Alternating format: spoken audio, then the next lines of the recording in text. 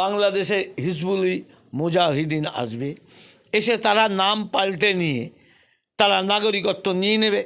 নাগরিকত্ব নিয়ে নেওয়ার পর তারা বিস্ফোরণের সঙ্গে যুক্ত হবে, দেশের ধ্বংস করে দেবে।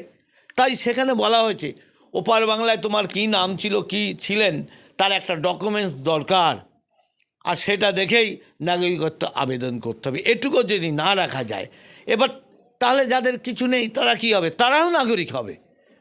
তৃণমূলীরা বিভ্রান্ত করছে। শেষ প্রশ্ন একেবারে আমরা সিএ নিয়ে একটু করি। শান্তনু ঠাকুর বা আপনারা একেবারে নিঃস্বার্থ নাগরিকত্বর দাবি করেছেন। এই যে সিএতে বলা হচ্ছে অনেক ডকুমেন্টস দিতে হবে, মতুয়াদের যারা অনেক আগে এসেছেন এদেশে তাদের কাছে নেই, তারা কি করবে সেই সমাধান, বা সিএ নিয়ে আপনারা সাধারণ মানুষকে কি বোঝাচ্ছেন?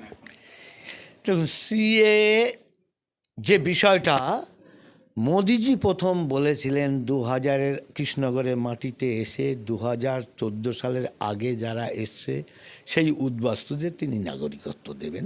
পার্লামেন্টে বিলও এনেছিলেন, পাশ করাতে পারেনি, লোকসভায় পাশ হলেও রাজ্যসভায় আটকে ছিল, বাতিল হয়ে গেছিল। পরবর্তীকালে 19 সালে আমিই প্রথম পার্লামেন্টে দাবি তুললাম।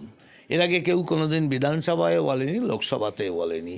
আমি বলেছিলাম নিঃশর্ত নাগরিকত্ব দিতে হবে। তার পেছনে কারণ বাঙালি একা স্বাধীনতা আন্দোলনে ভারতবর্ষের মধ্যে 60% অবদান তাদের।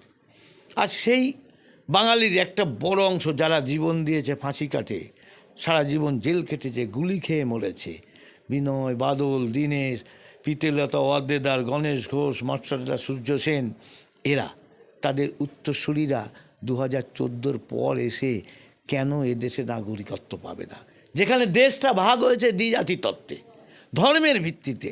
তাই 2014 কেন হবে? 2019-এ আসলেও তাদের দিতে হবে, আগামী দিন আসলেও দিতে হবে। এই দর্থহীন ভাষায় পার্লামেন্টকে সেদিনকে আমি কাঁপিয়েছিলাম, আর সেটা সবাই জানেন। আর তার ভিত্তিতে পরবর্তীকালে আমরা দেখেছি নাগরিকত্ব বিল এসছেন, আমাদের স্বরাষ্ট্রমন্ত্রী এবং আমাদের প্রধানমন্ত্রী সেই দাবি মেনে নিঃশর্ত মেনেই করেছেন। কিন্তু একটা জায়গায় বুঝতে হবে আমাদের, নিঃশর্ত যদি সবাই হয়ে যায়, কোনো প্রমাণ ছাড়াই লস্করে তৈবার লোক এখানে আসবে, ওই তালিবানের লোকেরা আফগানিস্তান থেকে এখানে আসবে, পাকিস্তানের লোকেরা আসবে, বাংলাদেশের হিজবুল মুজাহিদিন আসবে, এসে তারা নাম পাল্টে নিয়ে তারা নাগরিকত্ব নিয়ে নেবে। নাগরিকত্ব নিয়ে নেওয়ার পর তারা বিস্ফোরণের সঙ্গে যুক্ত হবে, দেশের ধ্বংস করে দেবে।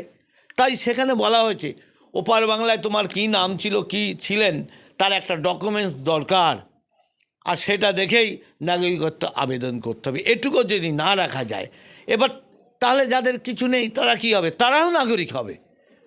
তৃণমূলীরা বিভ্রান্ত করছে, তারাও নাগরিক হবে।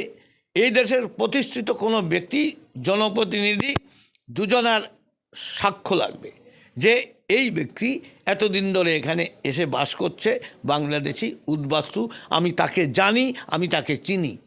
এই রকম সার্টিফাই করলে তখন তাকে নাগরিকত্ব দেওয়া হবে। এটুকু যদি না রাখা যায়, তাহলে দেশ বিরোধী শক্তি এখানে এসে নাগরিক হয়ে দেশের ক্ষতি করে দেবে। সেটা আপনারা মতুয়াদের কিভাবে বোঝাচ্ছেন একেবারে কাছ থেকে গিয়ে?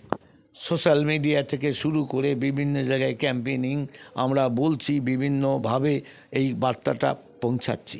কিন্তু কিছু তৃণমূলী দালাল পয়সা খেয়ে তারা ডাঙ্কা নিয়ে বিরোধিতা করছে। এ সবসময় থাকে। ব্রিটিশের আমলেও বাবু কালচারের কিছু লোক থাকতো, তারা ব্রিটিশের হয়ে দালালি করতো।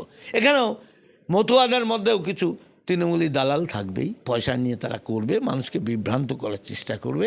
তবে মিথ্যাকে বেশি দিন টিকিয়ে রাখা যায় না, সত্য বাস্তবে প্রকাশিত হয়। যত দিন যাবেন দেখবেন বাস্তবে সেটা প্রকাশিত হয়েছে।